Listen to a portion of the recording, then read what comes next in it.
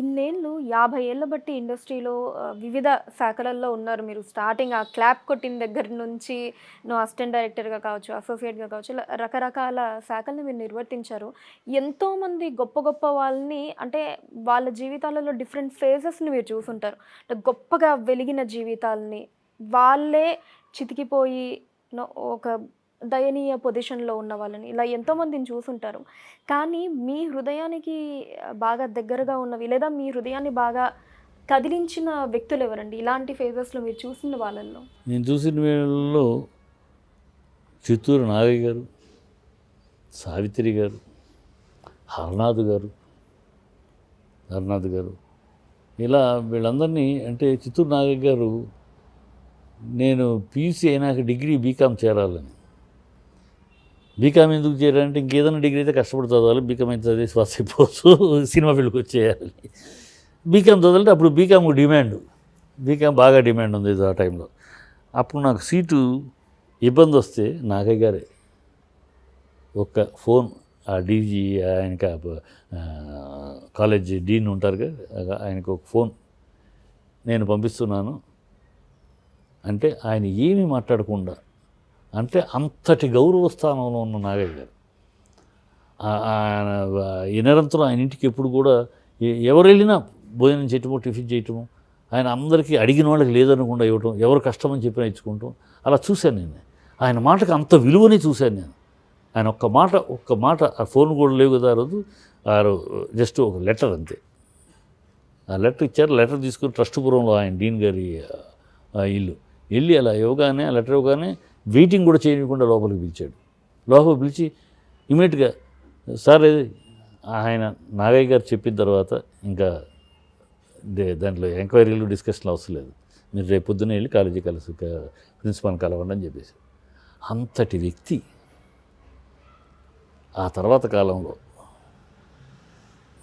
దేశమంటే మనుషులు కూడా మా సినిమాలో యాక్ట్ చేసిన ఆయన బ్రహ్మాండంగా. ఆయన అలాంటి మనిషి అలా కాలగతిలో ఆయన చూస్తే పరిస్థితి చాలా దయనీయ స్థితికి వెళ్ళిపోయాడు.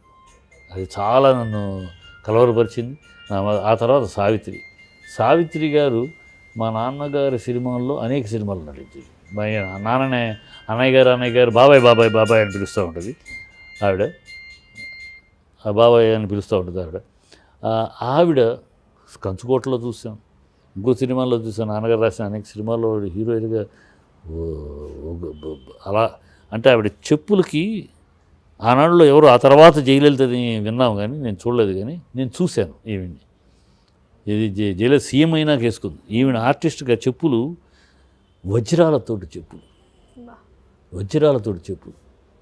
ఆ చెప్పులు ఆ కాళ్ళు ఆ వజ్రాలతో ఉన్న చెప్పులు వేసుకుని ఉండేది. అంతటి ఐశ్వర్యాన్ని చూసింది, అంతటి ఐశ్వర్యం, కని వినియోగిన ఐశ్వర్యాన్ని చూసింది. ఆవిడ ఉంటే చాలు అన్న రోజులు. ఆవిడతోటి యాక్ట్ చేయాలంటే నాగేశ్వరరావులు, ఎన్టీఆర్లు, శివాజీలు సైతం, ఎస్వి రంగారావులు సైతం సావిత్రి ఉంది అంటే జాగ్రత్త పడేవారు. అమ్మో సావిత్రితోటి వాళ్ళ షూటింగ్. అంతటి మహానటి, అలాంటి మహానటి 100 రూపాయల కోసం రావటం, ఆ చనిపోయిన గారి గురించి ఆవిడ దైన్యస్థితిని చెప్పడం, తెలియజెప్పడం కోసం కాదు, బాధాకరమైన ఆవిడ రావటం. ఆ స్థితి నేను అది చూశాను యంగేజ్లో. తర్వాత మా నాన్నగారు మంచిని పెంచాలి సినిమా డైరెక్షన్ చేస్తున్న రోజులకి ఆవిడ రావటం కలిసి వేసింది. ఏంటి ఆవిడ సన్నబడిపోయి, ఆవిడేనా మన సావిత్రి గారేనా? అమ్మ నీ అసలు ఇంటికి పిలిపి ఇంటికి వచ్చినప్పుడల్లా చాలా గౌరవంగా చూసేవారు. మా అమ్మ కూడా మా అమ్మ సావిత్రి గారి ఫ్యాన్. సావిత్రి జమున అంటే మా అమ్మకు ప్రాణం ఆ రోజుల్లో. సావిత్రి గారు చూడగానే ఆవిడ కలమ నీళ్ళు పెట్టేసుకుని అయ్యో మీద ఏ చేసింది. అట్లాంటి టైంలో మంచిని పెంచాలి సినిమా తీస్తున్నారు. మా నాన్న దగ్గర ఆవిడ ఒక మాట అడిగింది, బాబాయ్ యాక్ట్ చేస్తూ చచ్చిపోవాలి బాబాయ్, జీవితం అంతా అయిపోయినాయి, ఎప్పుడు పోతానో తెలియదు, యాక్ట్ చేస్తూ చచ్చిపోవాలి బాబాయ్, నాకు అదొక్క సహాయం చేయి బాబాయ్ అనేటప్పటికీ నాన్న ఇంకెవరికో చెప్పి సావిత్రికి వేషం ఇవ్వండి అని చెప్పడం కన్నా అప్పటికి మన సినిమాలో అంజలీదేవి, గుమ్మడి గారు ఫాదర్ అండ్ మదర్ గారు బుక్ చేసి ఉన్నారు. అలాగేనమ్మా నేను చెప్తానమ్మా నీకు అని చెప్పి డబ్బులు ఇచ్చి, ఆటోకి డబ్బులు ఇచ్చి కొంచెం ఖర్చులకు పంపించారు. పంపించినాక ఆయన గుమ్మడిగా అంజమ్మకు ఫోన్ చేశారు ఫస్ట్.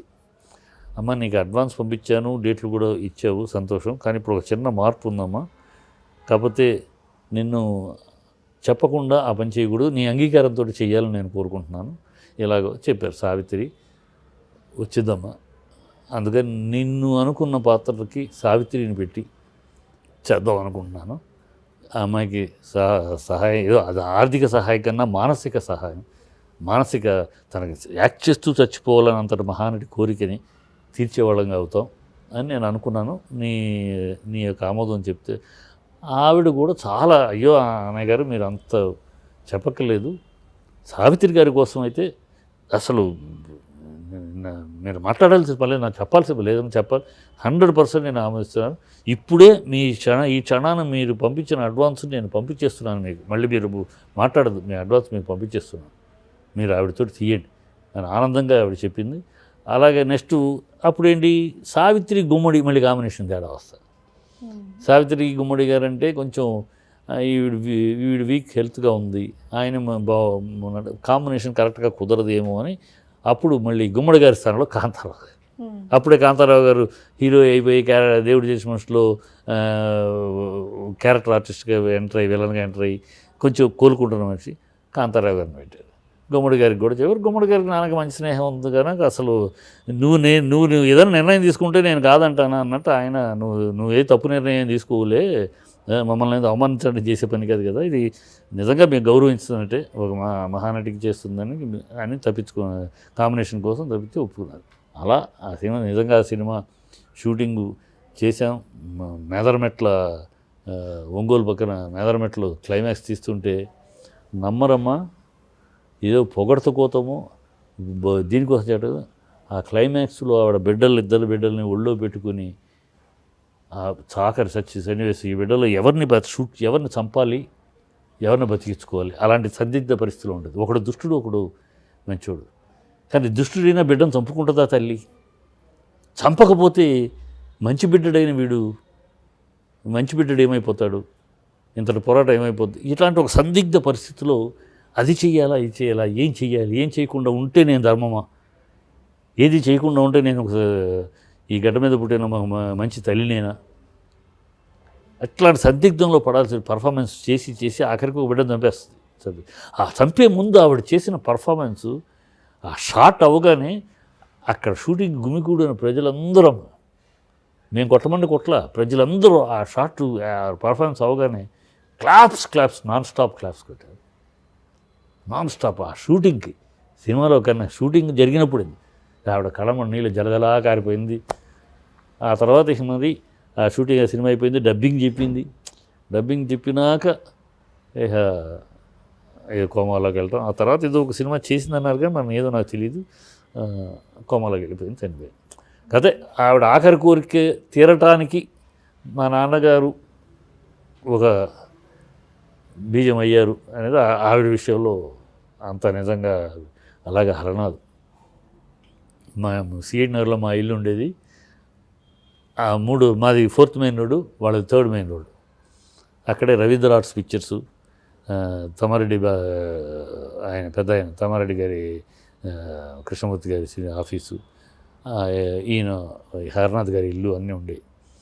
హరనాథ్ని ఒకప్పుడు బిగినింగ్లో ఆయన హీరో అందగాడు, హరనాథ్ అంటే అందగాడు, పడి తెచ్చేవారు హీరోయిన్లు ఏంటి ప్రేక్షకులు ఏంటి, హరనాథ్ అంటే అంత అందగాడు.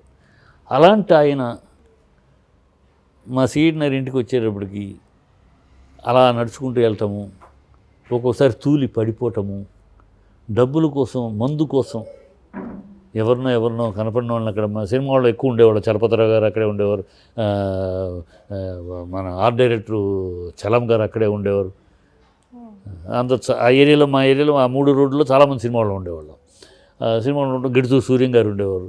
ఇట్లా ఉండటం వల్ల ఆయన ఎవరైనా కనపడినా మా కోసం వచ్చిన వాళ్ళు, మేము కనపడితేనో లేదా మా కోసం వచ్చిన వాళ్ళు ఉంటారు కదా ఆ సినిమా వాళ్ళు కనపడి, ఎవరు కనపడితే వాళ్ళు డబ్బులు అడగడం, ఆ సన్నివేశాలు చూసినాక ఏమి దుర్గతి ఇది, ఇంతటి మహా అందగాడు, ఇంతటి మహా పర్సనాలిటీ, ఇలాంటి వాడికి ఈ పరిస్థితి ఏంటి అని కళ్ళు చెమ్మగలిగే రోజులు ఉన్నాయి. ఇది స్వయం కృతాపరాధమే కదా అని అనుకోవచ్చు. స్వయం కృతాపరాధమే అయినా రాజుబాబు స్వయం కృతాపరాధం, రాజుబాబు చెయ్యని ధర్మాలు లేవు. కాలేజ్లో కూడా కాలేజ్ ఏంటి ప్రతి సంవత్సరం తన తోటి కామెడీ ఆర్టిస్టులని ఆదుకుంటారు చేసేవాడు. కానీ ఎంత చేసినా, ఎంత మంచి కార్యక్రమాలు చేసినా ఆ మందు అనేది ఎంత నాశనం చేస్తుంది. నా కళ్ళారా చూశాను. మందు అనేది ఒక సావిత్రి గారిని చూశాను, ఒక హరనాథుని చూశాను, ఒక ఆదుర్తి హరనాథు, ఆదు సుబ్బారావు గారి తమ్ముడు, మంచి ఎడిటర్, ఆయన పతనం చూశాను. తమ్మారెడ్డి కృష్ణమూర్తి గారి కొడుకు లెనిన్ గొప్ప దర్శకుడు. లెనిన్ చచ్చిపోయాడు పాపం, కానీ ఈ తాగుడు వల్ల చచ్చిపోయాడు. దత్తపుత్రుడిలో అసలు ఈ గ్యాలక్సీ ఆఫ్ సాంగ్స్ ఉన్నాయి. గ్యాలక్సీ సాంగ్ ఎక్స్ట్రావగెంట్గా తీయటము, హై ఫీస్ట్గా సాంగ్స్ తీయటం అనేది ఈ ఇండస్ట్రీలో తొలుత ఆద్యుడు లెనిన్. దత్తపుత్రుడు సినిమా చూస్తే మీకు ఆ దత్తపుత్రులో ఉంటుంది. అప్పటికి రాఘవేంద్రరావు గారి జమానా రాలాక అప్పటికి మామూలుగా అలా దూరంగా చేస్తుంటే పాత సినిమాల్లో ఉండే గ్రూపు సాంగ్స్ తప్పితే డ్యూయట్లలోనే హంగామా అనేది హై ఫీస్ట్గా అలా చేయటం అనేది ఫస్ట్ దత్తపుత్రుడిలో లెనిన్ బాబు తీశాడు. కళ్ళు చెదిరిపోయేలా తీశాడు. ఇదేమి మేకింగ్ ఆఫ్ సాంగ్ అని అనుకున్నాం. అతను అంతటి గొప్ప మేధావి అయినవాడు, టెక్నికల్ ఉన్నవాడు, తాగుడుకు బానిసై పతనం అవడం. ఈ తాగుడు ఎంతమందిని, ఎంత గొప్ప గొప్ప శక్తుల్ని, గొప్ప గొప్ప వ్యక్తుల్ని, గొప్ప గొప్ప వ్యక్తిత్వాలని, గొప్ప గొప్ప టాలెంట్ని భూస్థాపితం చేసి చూసాం. అందుకని నేను ఎప్పుడైనా ఆర్టిస్టులకు కానీ ఎవరికైనా తాగుడుకు బానిస కావద్దు, తాగుడుకు బానిస కాకండి.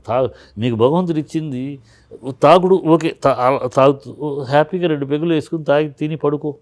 తాగుడుకు బానిస అయ్యి వృత్తికి ద్రోహం చేసే స్థాయికి, వృత్తిని మించిపోయి, వృత్తే దైవం, ఆ దైవాన్ని కూడా మర్చిపోయే స్థాయికి ఆ అలవాటు కానివ్వకండి. తాగుడు వద్దనే చెప్తా ఉంటాను. ఎందుకంటే నేను కళాలు చూశాను ఈ 40-50 సంవత్సరాల్లో.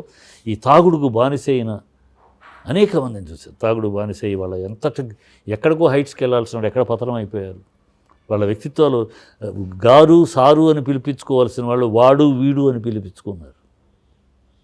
ఇవన్నీ చూసాం. అందుకనే తాగుడు అనేది చాలా దారుణమైన విషయం సినిమా ఫీల్డ్కి సంబంధించి. ఇలాంటి ఇంట్రెస్టింగ్ వీడియోస్ కోసం తప్పకుండా మా ఛానల్ని సబ్స్క్రైబ్ చేయండి.